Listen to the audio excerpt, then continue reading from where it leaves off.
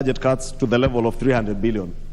But honorable members, I want to convince you and persuade you that it is possible.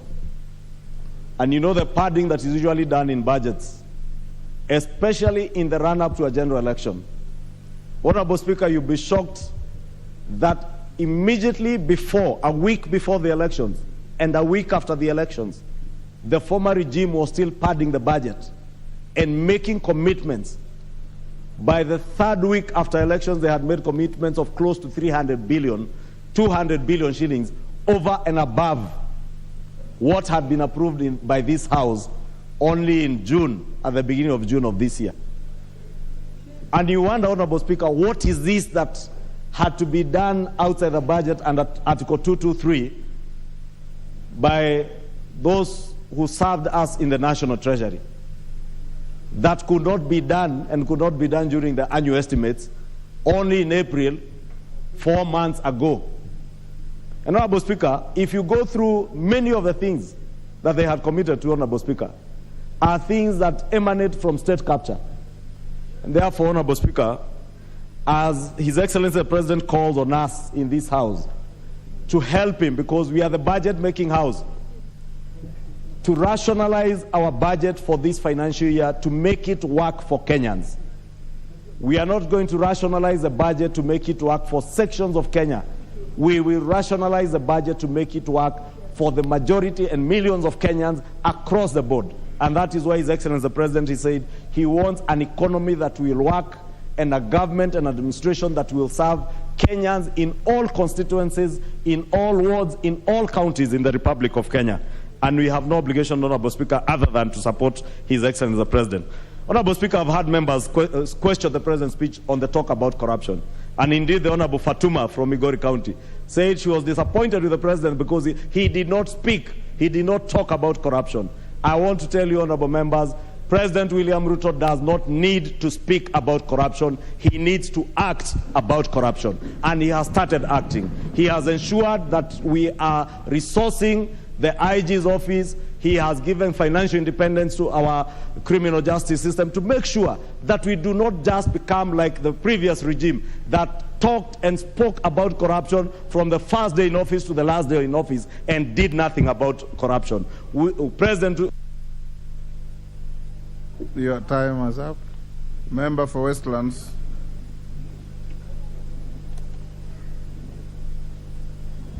Thank you, Mr. Speaker, for giving me a chance also to speak on this speech of the President.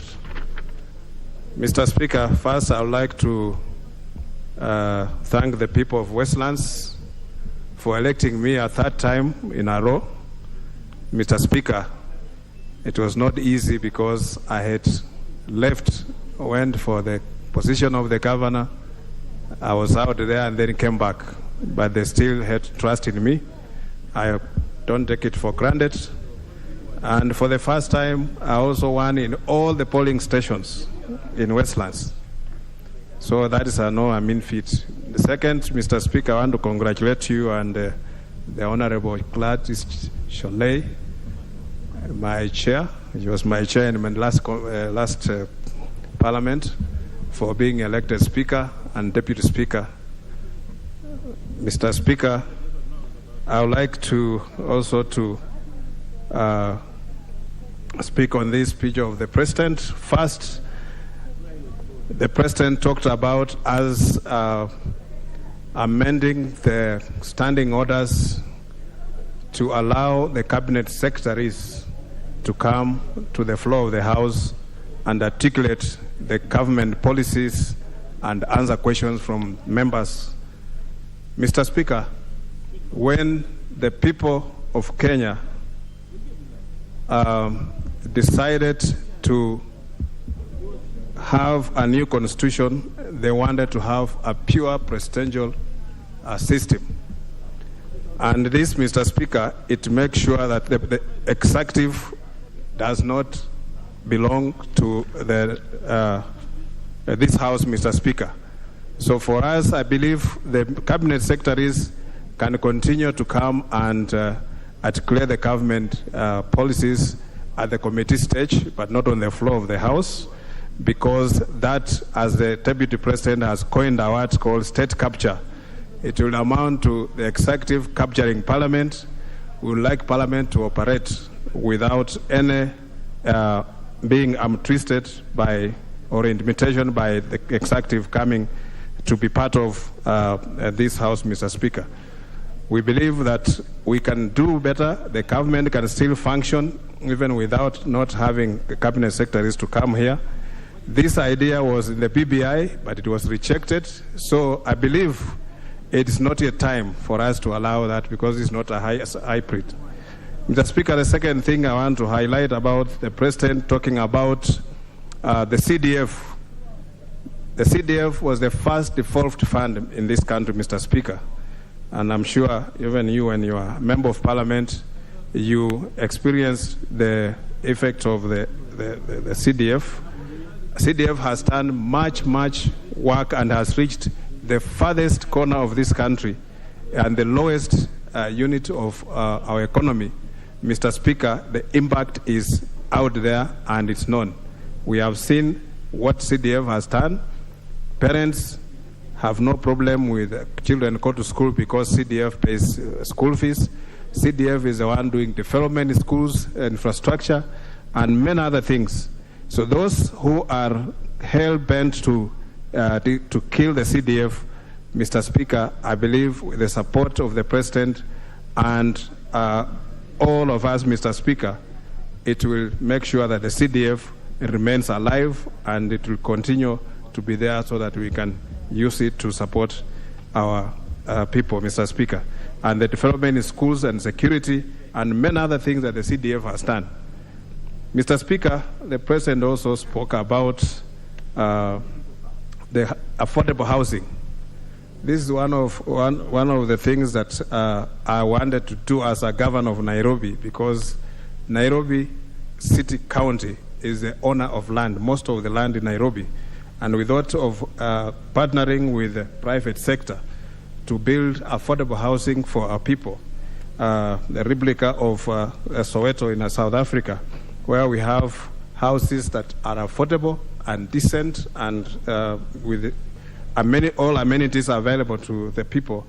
Mr. Speaker, when the government can come in and continue with this program that was started by President Uhuru, I'm very sure we shall do away with this informal settlement in Nairobi and make Nairobians become homeowners by creating cheap and credit facilities and affordable providing land, and then the developers can now make houses much cheaper and people can use mortgages to purchase houses, Mr. Speaker. And with that, Mr. Speaker, we'll have many people owning homes in Nairobi, because at the moment 80% of the people who stay in Nairobi don't own homes. Homes are owned by just a few people. Mr. Speaker, I want also to say that as a representative of the people of Nairobi, we know the kind of life that people live in informal settlement in Nairobi. And when we have this kind of arrangement, Mr. Speaker, of having affordable housing, it will bring, Mr. Speaker, decency and dignity to the people who live in those informal settlements, Mr. Speaker, and also ownership of houses. Yes, point of order.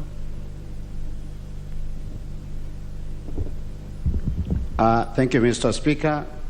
I raise on a point of order on Standing Order number 97. Mr. Speaker, if you look at the interest that members have got on this discussion, you realize that the time allocated for each member is 10 minutes. So in 1 hour, we are doing only 6 members. I want to move a motion based on Standing Order 97-2 to limit the time allowed to each member to at least 6 minutes, so that we can be able to have 10 members speaking in every 1 hour. And therefore, in 1 hour, we'll have 10 members. So in the remaining 4 hours, we can do 40 members. let me finish. I submit to the Speaker, and then you can contribute to the motion. So, Mr. Speaker, I'm requesting that I move that motion, because that motion doesn't require any prior notice, that we reduce the time allocated for each member to 6 minutes. I submit. Thank you. I think so far we're doing quite well.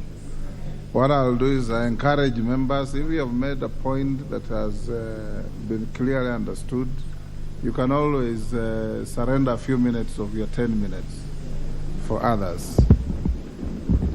Thank you, Mr. Speaker. Mr. Speaker, and also talk about the hustle avant. Mr. Speaker, we already have 3 or more funds existing: the Youth Enterprise Fund, Women Enterprise Fund, WESO Fund. Mr. Speaker, if we can put more resources in these funds, they are more accessible. They have also done so much, and I'm sure with the Hustler Fund, 50 billion that the President is proposing, it can go a long way to improve also on these funds, because we have been using them, Mr. Speaker, to reach out to the smaller business enterprises and others, Mr. Speaker, and also building a credit facility for people who are in small businesses is something that we need to improve, because economies are developed by these small enterprises, Mr. Speaker. Mr. Speaker, I also want to Mr. Speaker, I also want to speak on the issue of housing, Mr. Speaker, which I've touched on, and Hustler Fund. I believe that is all that I want to speak on this motion. Thank you very much, and God bless you. Member for Lunga Lunga.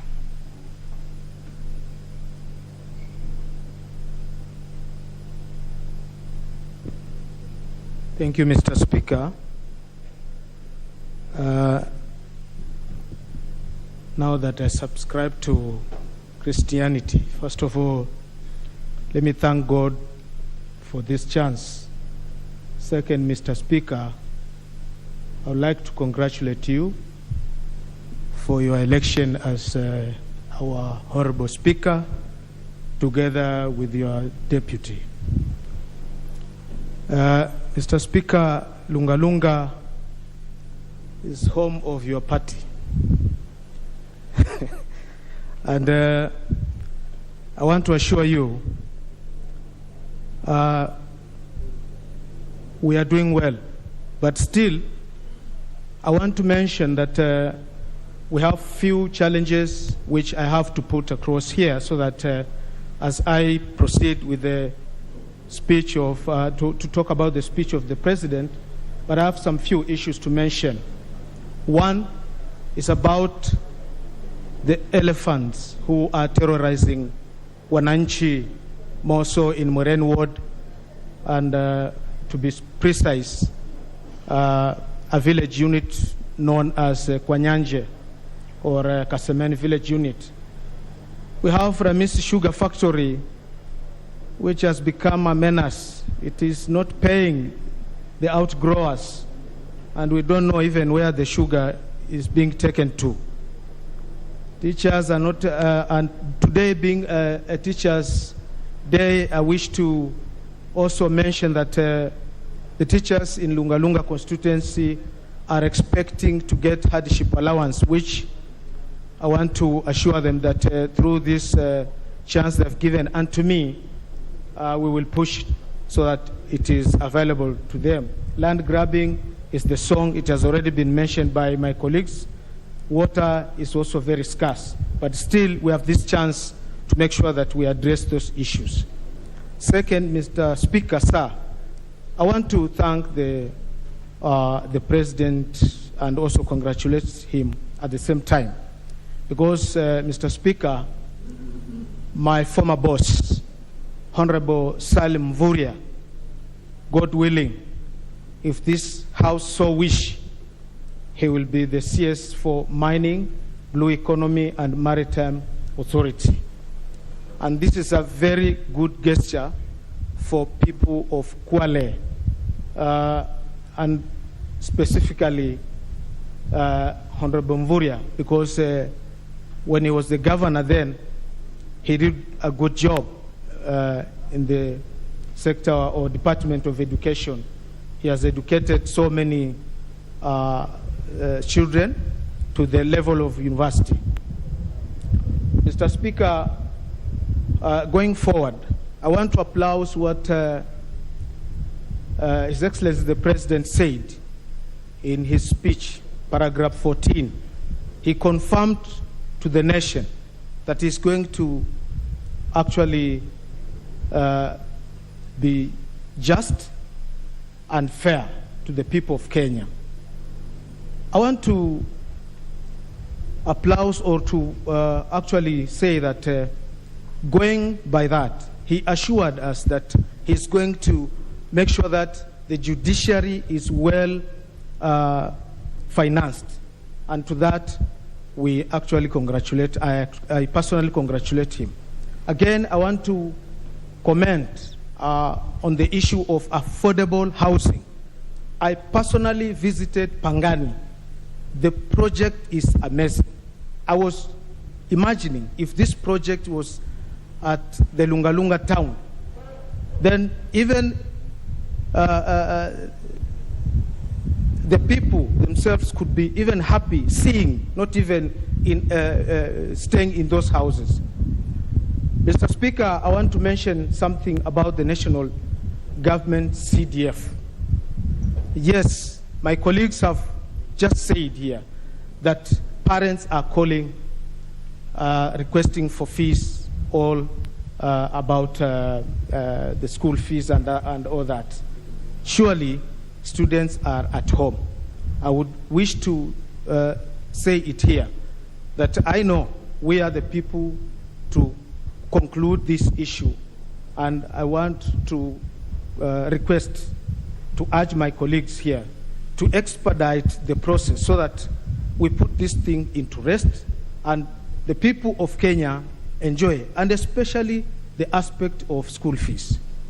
Mr. Speaker, I want to mention here that school education in Kenya is very expensive. And apart from crying about the national government CDF and bursaries and all that, we need to do something about the cost of education in Kenya. Because today, taking a student to Form 1, it is a nightmare. The requirements are so enormous that even the school fees are even lower than the items required. I don't see the correlation between a uniform and the content which the teachers are teaching. These are some of the issues which we should be looked into. Again, Mr. Speaker, I want to applaud the resumption of port services in Mombasa. This cannot be left without being mentioned, because the economy of Coast Region has now come back to life. I want to also put into records that Coast Region generally has potential to have as many ports as possible. We also have Lamu. We have another port which is also on the way to be established at Shimoni. And I wish to request the concerned parties, and I will follow up myself to make sure that at least the process has been started so that we have the third port in Coast Region for our people to enjoy and have places where they can basically have jobs and also run businesses. Mr. Speaker, the issue of agriculture, this subsidy which has been mentioned, and actually the President has already acted, but I want to mention here that in Lungalunga we have mango farming, which needs to be also considered. And I wish to reiterate here that if we invest in this farming, I want to assure this Honorable House that even the economy of that area will grow, and and also you'll have very sweet mangoes from the other part of the world called Lunga Lunga. Lunga Lunga is a constituency with all characteristics. Down there we have the seashore. Around Zombo Ward, it's agricultural. That's where mangoes are in plenty. But on the other side, where elephants are terrorizing residents, it is semi-arid. And water is a problem. I want to thank His Excellency the President because he asserted that he will do all means possible to make sure that he also avails water to our people. Electricity is another issue which needs to be addressed by this government because we have got so many transformers which are not working, especially in Lunga Lunga. And I believe, as we mention all this, the relevant authorities need to up their game so that we have power to the people. Infrastructure in the size of roads, that is also another issue. We need to thank His Excellency the Deputy President. He has really supported us. 2-3 roads have been done, but still a bigger part of Lunga Lunga needs to be considered for good road network. And we want to assure His Excellency the President that we will present a memo to him if he so wish to ensure that he supports us into this venture. Having no much ado, I wish to thank you, Mr. Speaker. Thank you. Women Rep Laikipia.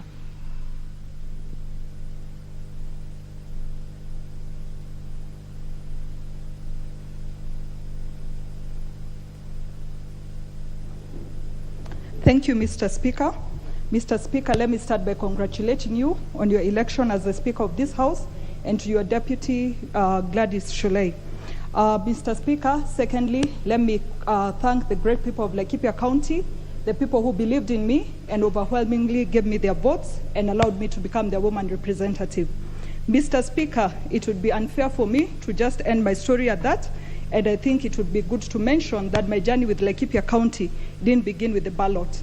The great people of Laikipia County, when I was called to their university many years ago, contributed their hard-earned resources and gave me an education, and that's how come I was able to go to the university. For that, I will remain forever grateful, and I appreciate that they also gave me an opportunity to serve them. Mr. Speaker, being a daughter to retired teachers, it's also important that today I mention Happy Teachers' Day to all the teachers in this country and in the whole world. Now to the President's speech, Mr. Speaker. For me, there were 4 issues that went home for me, and the first issue is in regard to unity. In the morning, I listened to one of my colleagues say that His Excellency the President didn't put a lot of emphasis on unity, and I would want to mention, having read this speech very carefully, it's not once, twice, thrice, but 7 times that His Excellency the President places a rallying call for unity in his speech. The first instance is when he reminds us that the closeness of the election is an indication that what unites us is greater than what divides us. He later on goes to mention that he'll be a hardworking and committed president to every Kenyan in this country.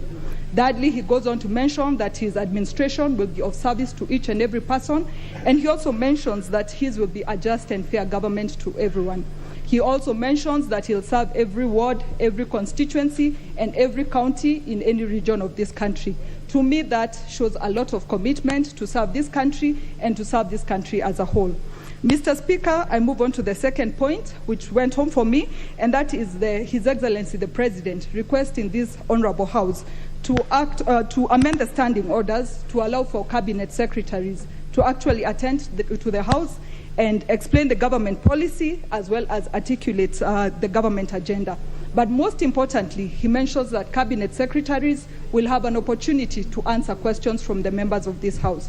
To me, Mr. Speaker, this is the most important thing that would happen in my tenure in this House, because, Mr. Speaker, every 2 a.m. at night, I receive a call from one of my constituents based somewhere in Kamwenje, asking me, Jane, the rustlers are outside my house, they're about to drive away with my cattle.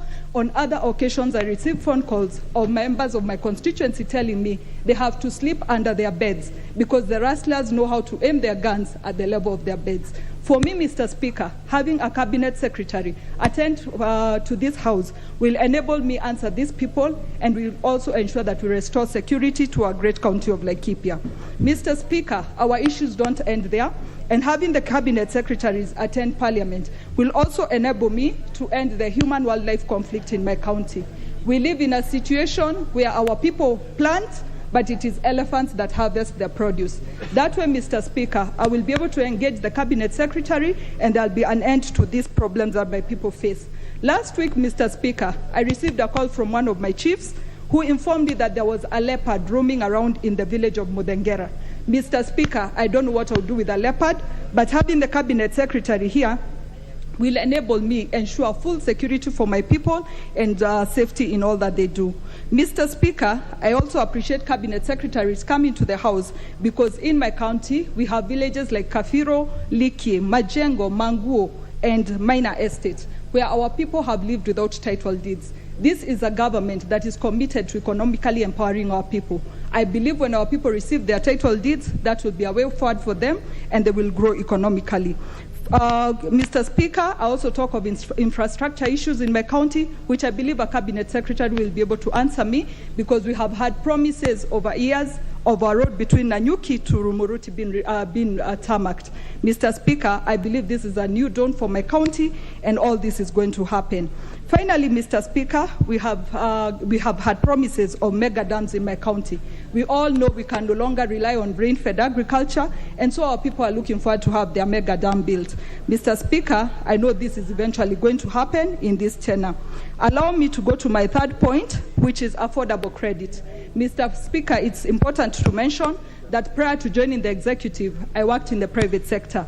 And having been an entrepreneur, I know the three challenges an entrepreneur has are access to information, access to markets, and access to finance.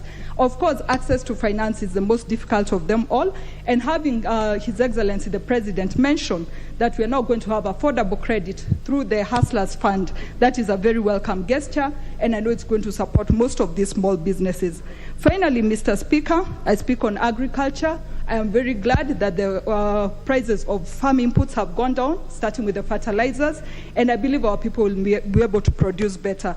With those remarks, Mr. Speaker, allow me to conclude by borrowing words from His Excellency the President's speech and saying, let us all work together to ensure that every Kenyan is proud to call Kenya their home. And I wish to actively participate in this House on my matters of legislation, representation, and oversight. Thank you, Mr. Speaker. Peter Orero Kibra.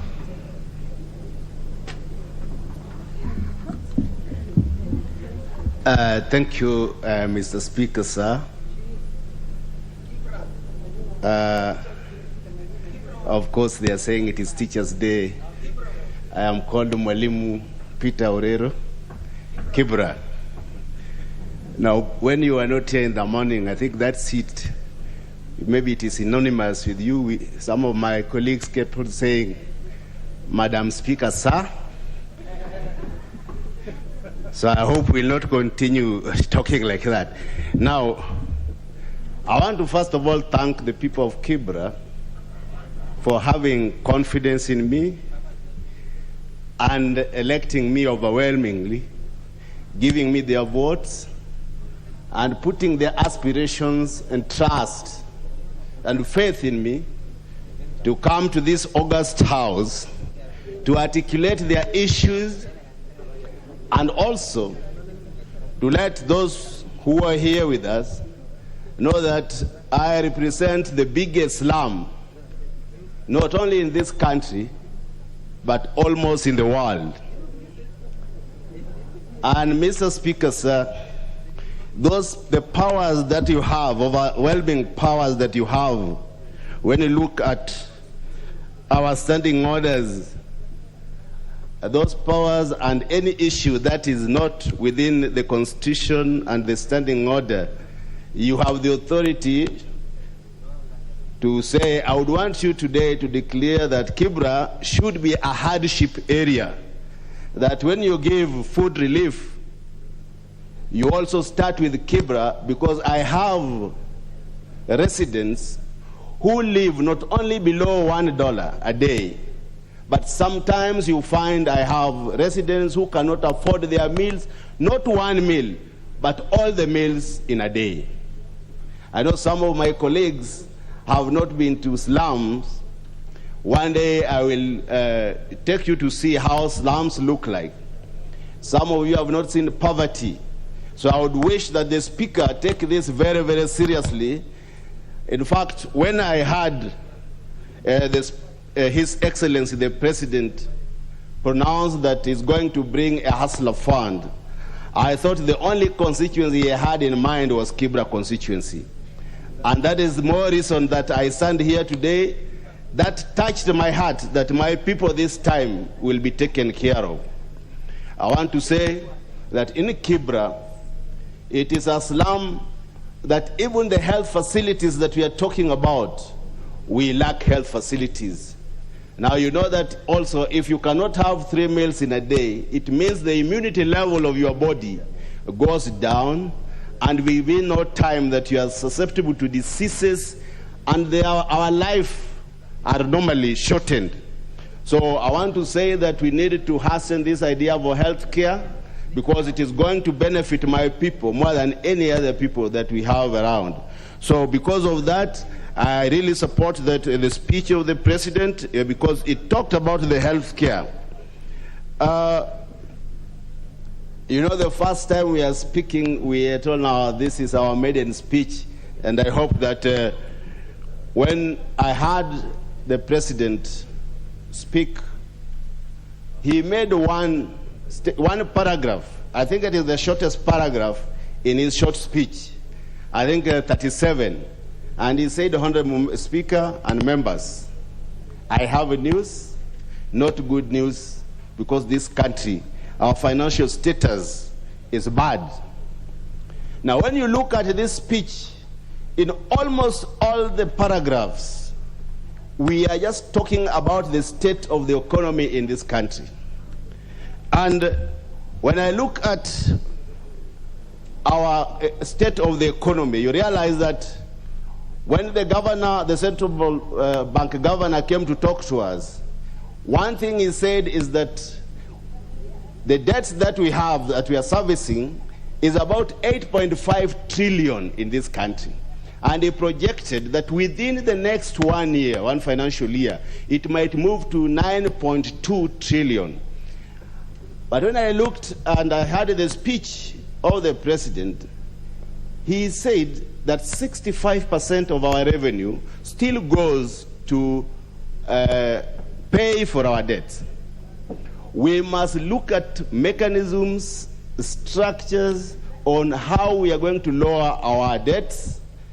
And when we see that we are going to offer 300 billion as a cut, I want to concur with one of our members who spoke here that the first priority we give to, we look at each department in our government and see how many or how much was not spent in these departments. That is called the absorption. Which department did not absorb? Looking at all the departments, I have realized in the governments that the absorption rate, sometimes you find that some government departments only absorb up to 60%. So instead of having budget cuts across the board, we go by looking at the absorption rate of these departments, and from there we can raise the 300 billion. Now, we also realize that our expenditure recurrent is more than what our revenue. And we are told that maybe within the next 3 years, we will be able to have more revenue than the recurrent expenditure. Now, this requires a lot of strict measures, and I will urge those concerned, the technocrats, to take this very, very seriously. Now, I would wish to talk about education. I'm an educationist, and that is why I'm called Mwalimu. And now, the speech of the president should have put a lot of emphasis on education. Education is what equalizes the people, whether you are poor or whether you are rich. Now, the education system in our country is at a balance.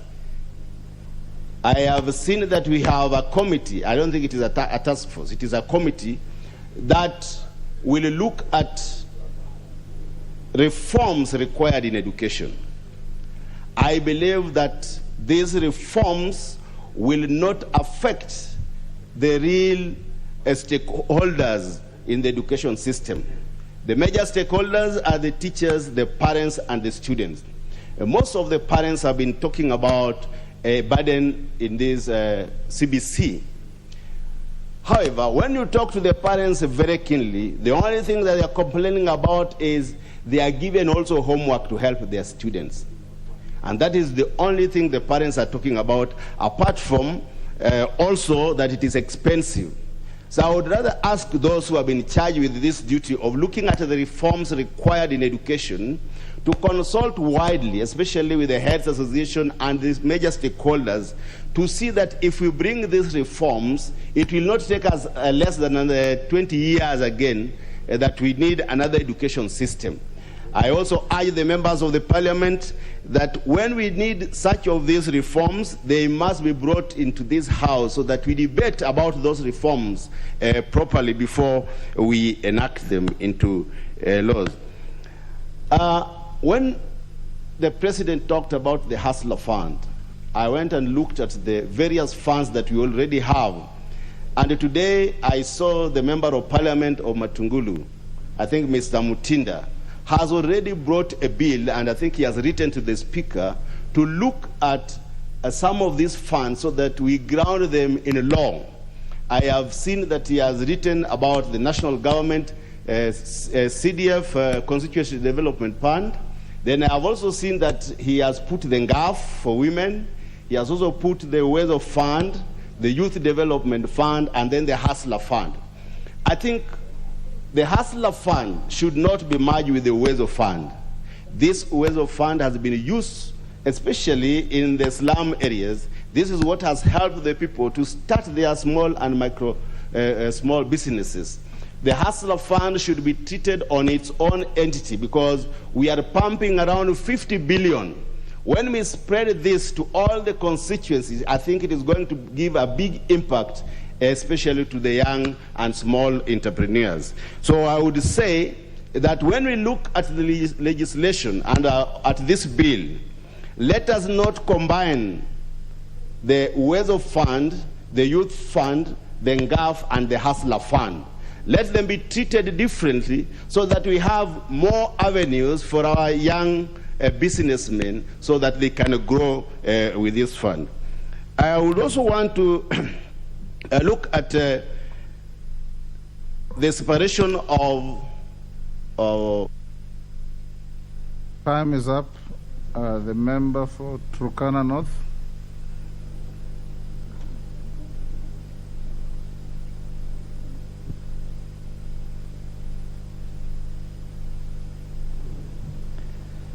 Thank you, Mr. Speaker. First, I want to thank the people of Turkana North for giving me a chance to represent them in the 13th Parliament. Most of you might not know where exactly Turkana North is. Turkana North borders two international borders, that is Ethiopia and South Sudan. And the community in Turkana North is purely pastoralist community. So when you hear about drought, the long dry spells, most of the people in Turkana North are affected because of the pastoral arrangement. Now, Turkana North people placed their hopes and aspirations on me, having worked with them before in the previous assignments, and they believe I am able to represent them and ensure that their hopes and aspirations are taken care of. Now, going to the President's speech, I want to pick out a few things that concern people of Turkana North and Turkana in general. The government needs to put in place and take into consideration the mainstay of the Turkana people. And their mainstay is in the pastoral economy. Looking at the speech and what has always happened, we have a lot of initiatives that look into strengthening pastoral economy. But the problem has been implementation. A lot of strategic papers have collected dust in government offices. But this time around, we want to urge the government to look into the pastoral economy, because we do not want to always make noise on the drought situations, provision of relief food to our people, because in essence, if the government takes interest into what we are calling the pastoral economy, the people of Turkana and northern Kenya in general will have drought and relief food provision as a thing of the past. Now, one thing I really want to bring out in terms of interventions on the pastoral economy. We realize we have KMC in Nairobi, which is way far away from northern Kenya, where pastoralism is practiced. What the governments, subsequent governments have been doing and expecting is pastoralists who have engaged in business. And I want the honorable members, Mr. Speaker, to know that our people have begun engaging in business with their livestock. It is not as it used to be. And we want, going forward, we want abattoirs to be established in each of these pastoral counties, so that our people don't have to move their livestock, their cows, goats, all the way from, say, Lokitang or Todonyang or Kibish, all the way to Nairobi, where there is a KMC. So government should be proactive and look into the needs of our pastoral communities. There is also need to engage in climate change initiatives. That is presently what is discussed all over the world. And we all know what is causing the droughts, the long dry spells, especially in those areas, is the climate change that is affecting our rain periods. So the government should take this into consideration, because when I was watching the President give his speech in the UN General Assembly, he mentioned that Kenya will be proactive on interventions on climate change. So this we will look into. We will continue reminding the government that northern Kenya and Turkana in particular will look forward to these initiatives. Now, the other thing that I want to bring out in the President's speech is there is no mention of insecurity in our county. When the President was sworn in, after a few days in office, you realize there was an attack in Turkana East and it was happening within the boundaries of Kenya. A number of police officers were killed, including civilians. This issue of insecurity should be taken seriously because we know for a long time operations, security operations have been undertaken in these areas, but the results have been the same. So there is need, and I thank the Deputy President because he was able to meet us and engage, but we want results. That was a meeting, a boardroom meeting. We agreed on a number of issues. We are yet to see what happens what comes out from that operation. You know very well, we cannot have development without a secure environment. The areas under attack have never developed. The areas under attack are no man's lands. The areas under attack are grasslands. And so, in essence, this has contributed to the loss of livelihood and mainstay of this community. So even within the borders, even within the country, the government should be proactive to bring this thing to an end. And I don't say it's only happening in Turkana, but it is happening in areas within Kerio Valley. And there is hue and cry over this insecurity situation in these areas. The government should come out very strongly in taking care of this. Lastly, so that I can also donate my time to my colleagues who are first-timers.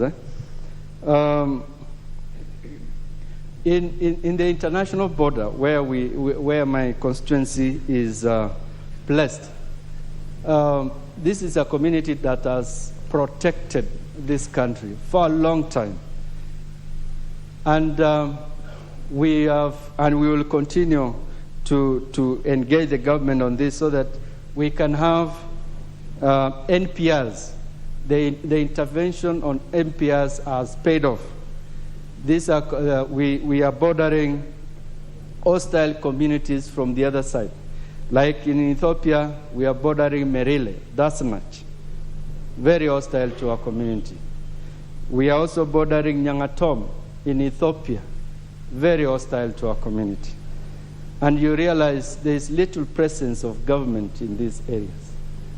And the only thing we can do is to protect ourselves. And in protecting ourselves, we want to do it, in a way that is not illegal. We want the government to strengthen the NPR initiative so that our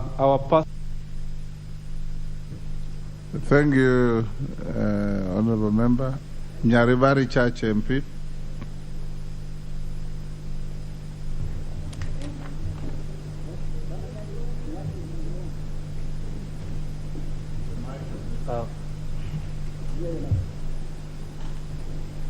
Thank you.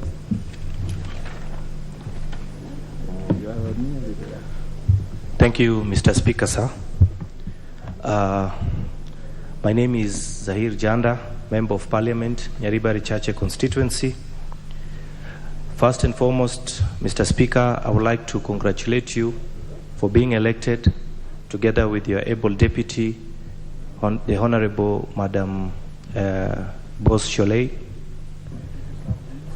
Mr. Speaker, it is also my singular honor to thank the people of Nyaribari Chache who gave me this opportunity to lead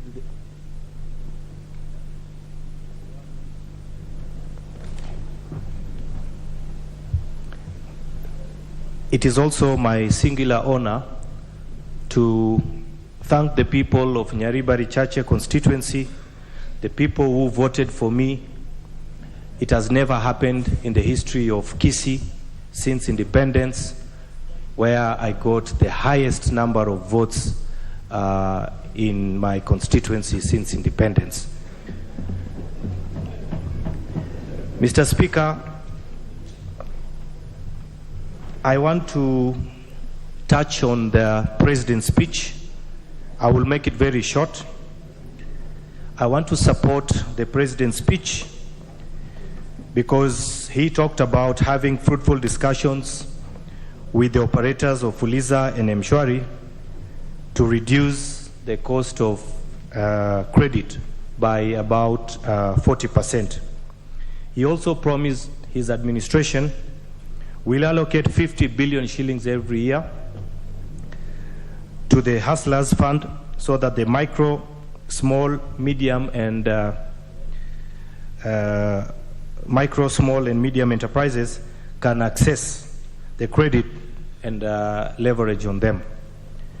Mr. Speaker, the issue of low-cost housing is a very good initiative because in my place, the Kisii County, we have issues of land. But this will not lock us out to be beneficiaries of the low-cost housing because whenever they're building up the houses are being built with going upwards. Mr. Speaker, I also wish to remind my fellow Kenyans, especially from Nyanza, where I come from, that the presidency is a symbol of national unity. The presidency should be respected. We came from an electioneering period. The election is behind us. We have to come together as a country and support the government. But I am not happy with my people, especially in Nyanza, where His Excellency President William Ruto was there last week. The leadership of Nyanza refused to attend deliberately for political reasons, but it is very sad, uncouth, and barbaric to have such leaders do that. Mr. Speaker,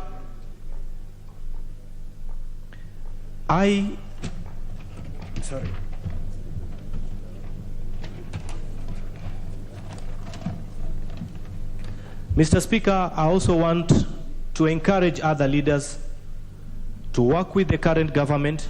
We have a government that was elected, and they should not discriminate because these leaders, they have a salary, they are earning money, but their people are going to suffer. That is not correct.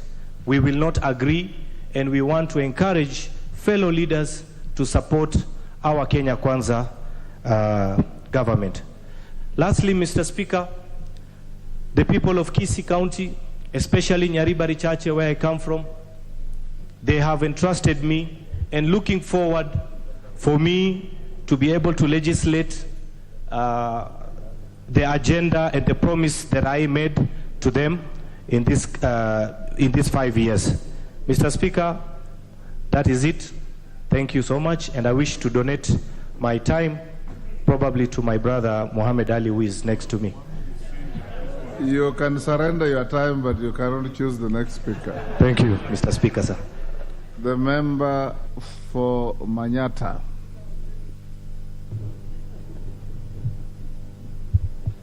Thank you so much, Honorable Speaker.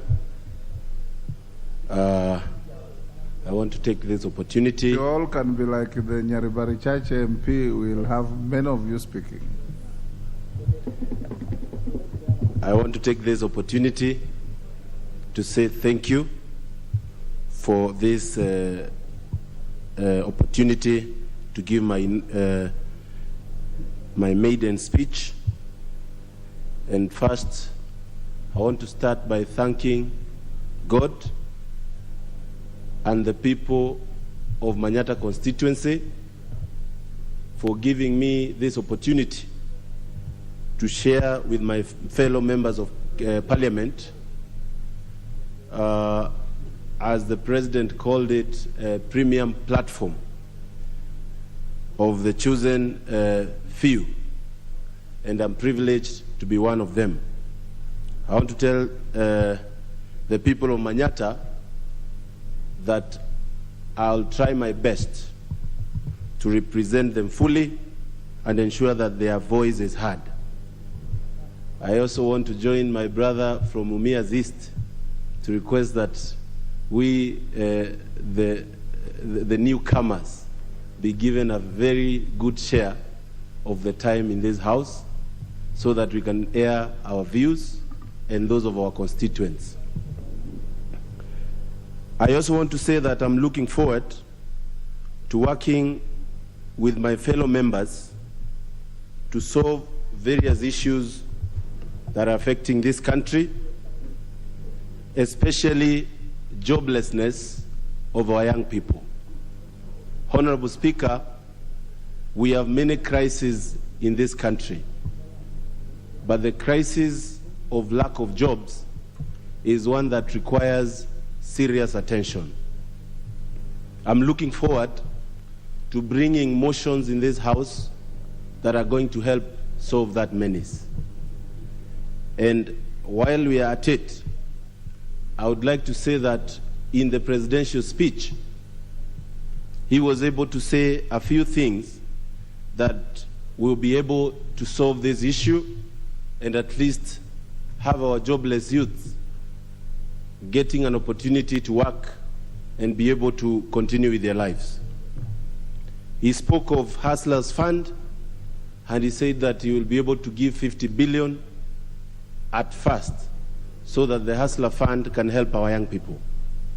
I hope that this money will be able to be given good legislation by this House so that it gets to the right hands.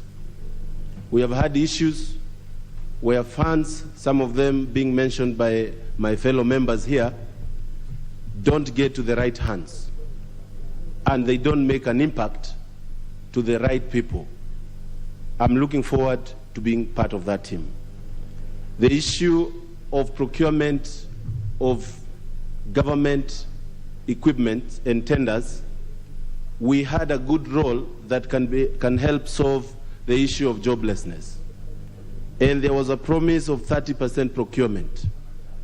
We would like to see and ensure that this House legislates that if people don't follow such rules, they are supposed to be brought to books.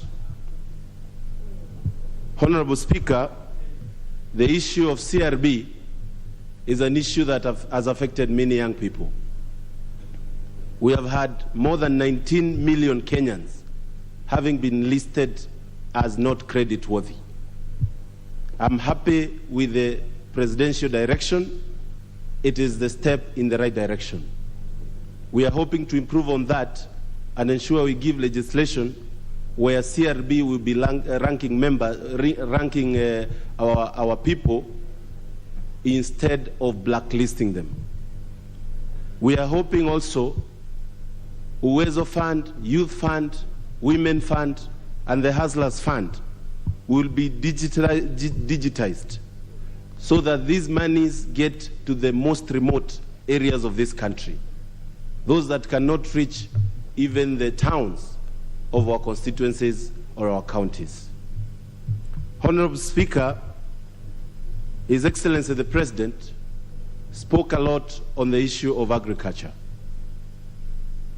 I myself, from Manyata constituency, come from a very agricultural area, an area where we farm a lot of coffee, tea, horticulture, and maize. I'm very happy with the issue of fertilizer. And I would like to say that, Honorable Speaker, the fertilizer is reaching in Manyata constituency, but there is a need, as my fellow members have said, to improve and ensure that we have more and more people getting the fertilizer.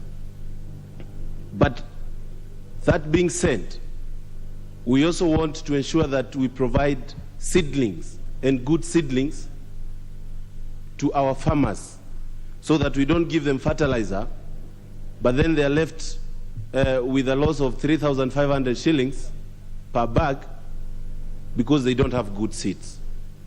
So I appeal to the government to ensure that the fertilizer gets to our people, but also good seedlings, so that we can be able to farm.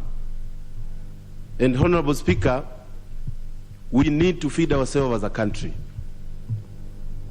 We are not able to feed ourselves. And Honorable Speaker, from what I can see from our neighbors in Uganda, we might be attacked. So we should be ready in case such thing happen, so that we don't get our eggs from Uganda, our maize from Tanzania, and all those things that we get from our other countries. Kenya has enough land. All we need is to improve on our agriculture and ensure that irrigation is done in those semi-arid areas. Honorable Speaker, the issue of corruption has been mentioned a few times. And I want to correct my fellow members who are saying the president did not touch on the issue of corruption. The fact that he's talked about empowerment of our institutions, he clearly and vehemently talked about corruption. Corruption has gotten where it is today in this country because most of our institutions that are supposed to handle it have not been able to handle it well. The increase of fund to the judiciary is a step in the right direction. And Honorable Speaker, if that happens, you'll see corruption cases being solved better. The autonomy of the police service is also important, and that His Excellency the President has done very good. We need to empower institutions such as EACC so that the issue of corruption, and including this House, is supposed to be solved, and we are not supposed to be speaking about it, as one of the members said, every now and then. Honorable Speaker, if we do that, we will be able to protect the agenda or the plan that the President has given. And the only way we can have all these projects and these dreams coming true is if we solve the issue of corruption once and for all. Honorable Speaker, the issue of CDF is an issue that is very passionate to the people of Manyata. And I would like to say that CDF should not be understated on what it has done to our people. As a matter of fact, Mr. Speaker, we need to increase that fund. We need to have more money so that we can be able to ensure our people school well. Those that cannot be able to get school fees, we are giving them bursaries. Our schools, sometimes they're in very bad conditions. We need to ensure, Honorable Speaker, that we improve the standards of living. And Honorable Speaker, as I say that, we need to realize the future of education in this country lies in the day schools that were started by one Honorable Mwai Kibaki. The day schools of this country depend wholly on CDF. And I hope these members will fight for that fund so that it does not go anywhere. And I still don't understand why the law of 2013 is said to be illegal, but... Member for Bumula.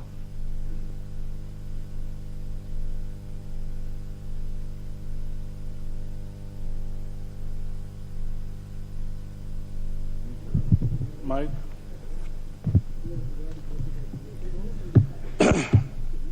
Mr. Speaker, sir, my name is Wanami Wamboka from Bumula Constituency. I will start by thanking God, my family, and the great people of Bumula for giving me an opportunity to serve. Mr. Speaker, I want to promise my people that I will serve them with dignity, honor, and total humility. I've been in this journey for quite some time, Mr. Speaker. I started this journey with the late Wamalwa Kijana as a defender of people's rights. I moved on with Musikari Kombo, and as you know, I'm a student of Moses Masika Wetangula, and finally, Eugene Wamalwa. That gives me enough experience to serve my people and to fulfill the dreams and aspirations of my people. I want to speak to the speech given by the President, and I want to start on a point, I think point number 14, where the President promised to lead an administration dedicated to the just and fair government of all Kenyans in order to deliver a Kenya for everyone. That's where I'll start, Honorable Speaker. I'm sure every Kenyan is aware that going into the election and after the election, the President got 50+1, which is about a third of Kenya. His competitor, Raila Amolo Odinga, got 50-1, which is about a third of Kenya, and the other Kenyans didn't vote. Mathematically speaking, Honorable Speaker, we have a government that is a minority government going by the votes delivered after the elections. I want to appeal to the President that he must impress all Kenyans by ensuring equal distribution of resources and positions in government, starting from the CS positions to PS, ambassadors, and all the senior positions in this government.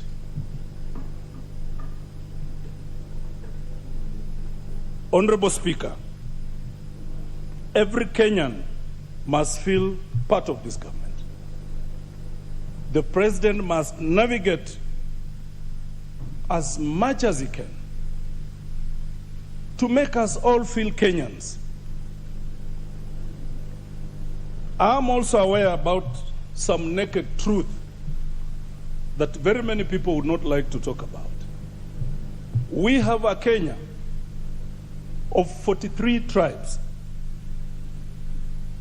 which has only had all the presidents from 2 regions of this country. I want to now address the Honorable President that there is some volcano brewing in this country that we want him to come and heal, or else it will erupt. I come from a region that has been neglected in terms of government projects, in terms of resource distribution. Honorable Speaker, I yearn for a day a Samburu will have a choice or can be president of this country.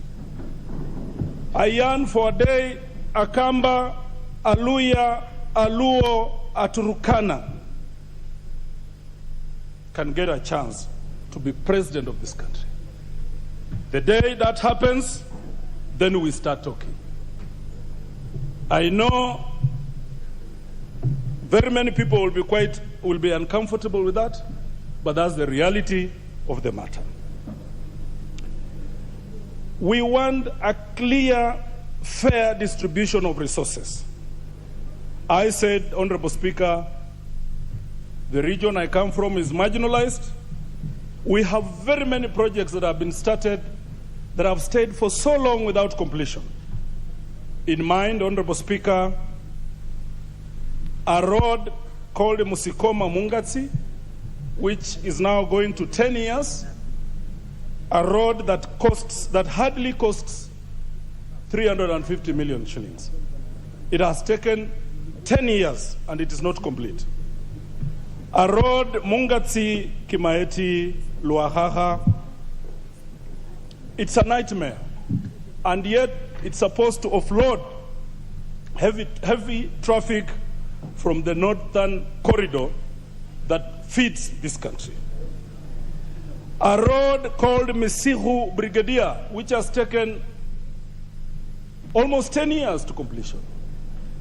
Honorable Speaker. A road from Dorofu that links Kakamega County and Bungoma County, Dorofu Musikoma, which has also taken all these years. Whereas we have seen new roads coming up, dual carriages, from Nairobi to Nyeri, for instance, started the other day, it's now into completion. We've seen a road on the outskirts of Nairobi, the bypass, dual carriage, which started the other day. As we speak, it's now into completion. Madam Speaker, it is incumbent on the President to ensure that an Ekesa, an Otieno, anybody sitting anywhere in this country starts feeling like a Kenyan. Because at this point, it's not necessary to be bringing presidential ballot papers to other parts of this country. And I'll be proposing maybe you only take them to the two regions, that is Central and Rift Valley.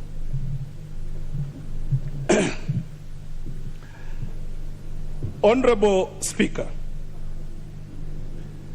my attention also goes to the economic situation of my region, which is largely agricultural. I've seen government interventions trying to address and heal the problems of the Majani people and the problems of the Kahawa people. I want to plead with the President and his government. Where I come from, which is a sugar belt, that Nzoia is collapsing, we need urgent measures to mitigate so that our farmers can continue earning a living. We need urgent interventions for Mumias Sugar. Madam Speaker, we need cooperation from government to complete the gold mining factory, same as a granite factory in Vihiga. My heart still bleeds, Madam Speaker, when I imagine how the mighty pan paper was sold and collapsed the economy and the imagination of the great people of Webuye. Very soon, we are going to revisit that affair, and Mr. Rai must be brought to book, Madam Speaker, brought to account, because there is no way we could have sold pan paper for less than $1 billion shillings, whereas pan paper has a property in the Mudaiga, in the outskirts of Nairobi, one property that costs 1.4 billion. Madam Speaker,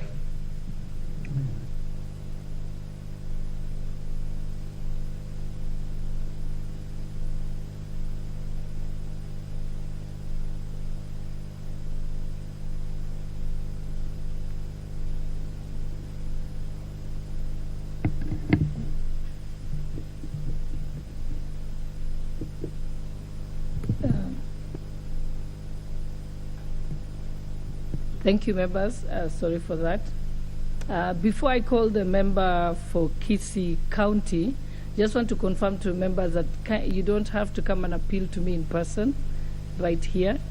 because in fact, once you do that, then I'd have to skip you, so that I don't create the impression that if you come here in person, then I will put you to skip the line. So I think just hold your horses and your turn will come. We have plenty of time till 8 p.m. Thank you. And now I call the member for Kisii County. Well,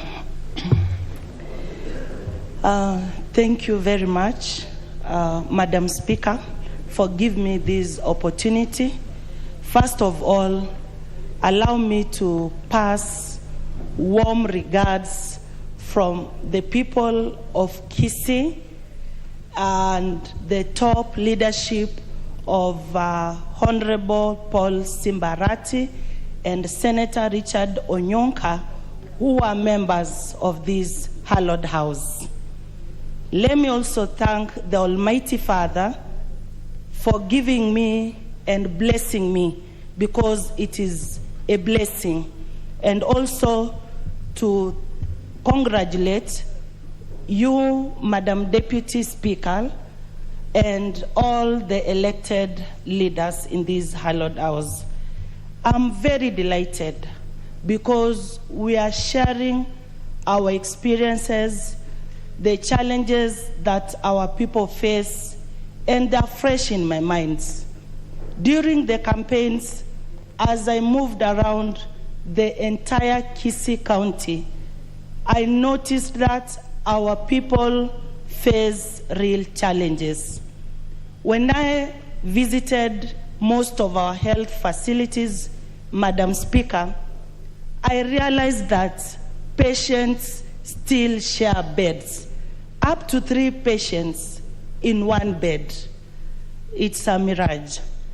I also realized that even the kind of food that the patients are served, when you want to slaughter a cattle, we have the inspectors who will always inspect that exercise. I wonder if health officers even do move around to even test the kind of food that is served to our patients. We can all agree that fruits are essential, good food, so that to give them appetite. Unfortunately, when I moved around, the kind of food that was served, I can tell you, Madam Speaker, it is pathetic. Also, there are cases that are looked down upon.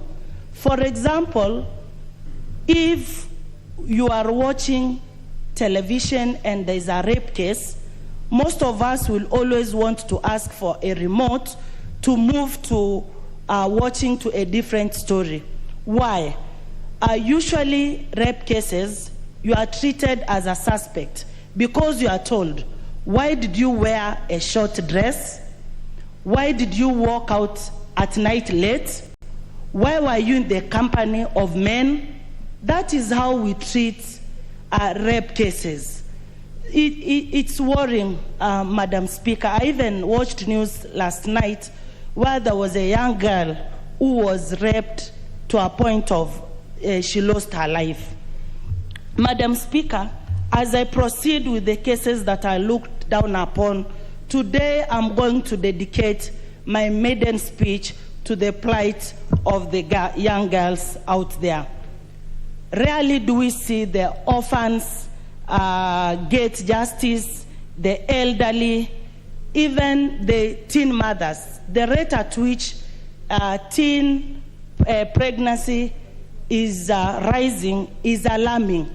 If I could go back to Kisii and maybe I project on how these cases of teen mothers come by. The fact that we've not stopped practicing FGM, you find that when these girls have been circumcised, initially at the age of our grandfathers, they could actually mutilate everything. It was total mutilation. As we progressed by, it has become partial. So our young girls will always know they've graduated from childhood to motherhood. So they will start practicing sex early, hence resulting to early mothers. These teen mothers will not even have courage to go back to their homes because the fear of being laughed at. They will end up in the streets as sex workers. These are proceeding with the cases, Madam Speaker, that are looked down upon. The cases of GBV. If you went to a police station as a woman to report that maybe you had a fight and your husband beat you, you will be told that, Madam, you are lucky you've not died. I had a case of a woman who died last time. Police station don't solve love matters. Go home, have peace with your husband. That's how these cases, Madam Speaker, are looked down upon. As I proceed, with GBV, rape cases and teen mothers, you will even find that in our societies, even the political class, with the political class, religious leaders, even parents are not in support of this. As I stand here today, I pray that we will have laws. In fact, Madam Speaker, I want to sponsor a bill on teen pregnancy. If not, we revive on the already existing laws and put more strength on them so that we can once and for all deal with this issue, either having punitive measures or even having sensitizational programs and then any other that can see that these problems are addressed dearly. Let me move now to the issue of good roads. In this era, Madam Speaker, we should not be talking of having a good network of roads, or we could not be even be debating on having water in our social places. Surely, to dignify the lives of our mothers, we should consider that in maybe we give 2 years coming, all our homes should have piped water so that we relieve our mothers, even our school-going children, from trekking for long distances in search of water. Let me now move to the President's speech. Let me congratulate our President. The speech was good. On the issue of affordable fertilizer, I see it was a good move, though long term. Why do I mean long term? We had short-term measures that you could have taken, like lowering the prices of basic commodities like milk, cooking oil, and cooking flour, bearing the fact that our people, Madam Speaker, are wallowing in abject poverty. And on the issue of reducing, the President said he had instructed Treasury to work with the ministries to find savings of around 300 billion. In my view, he could also have thought on ways of sealing the revenue leakages. Lastly, let me make a plea to the members in this House. Attending to the President functions is not betraying your people who didn't vote for him, but a show of democracy. Thank you very much.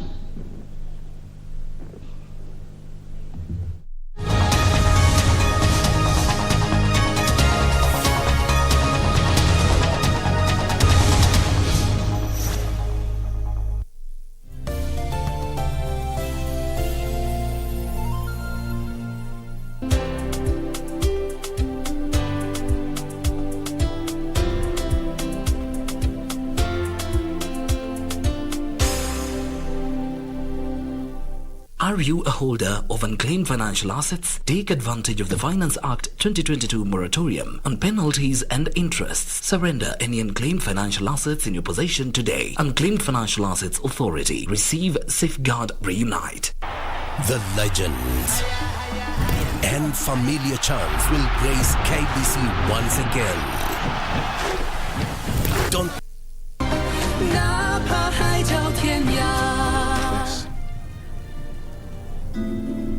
Does he really love me? It really seems that he does. What should I do? He just left. He left again? For Green Hill? If I hadn't seen it with my own eyes, I wouldn't have believed it. We look so much alike. Betsy, is that why you allow me to stay? Do you have any idea why Echo has continued avoiding all of you for all these years? I wish I could tell you. This is getting interesting. Of all days to visit, we sure picked a good one.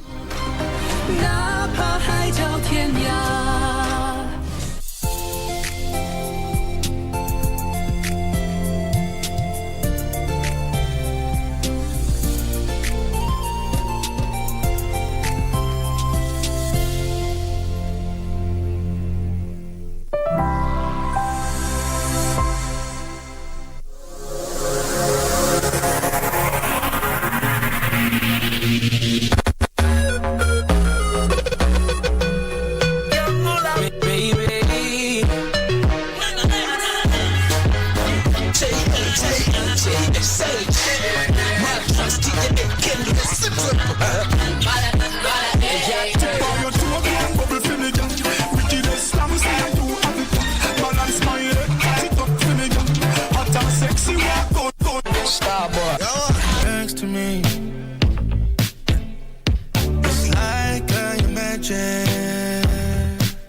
There's an energy I can read, and I know where you go. In your head, we're going down that road. It's some kind of magic, something no one sees, only me. You gon' give me that look.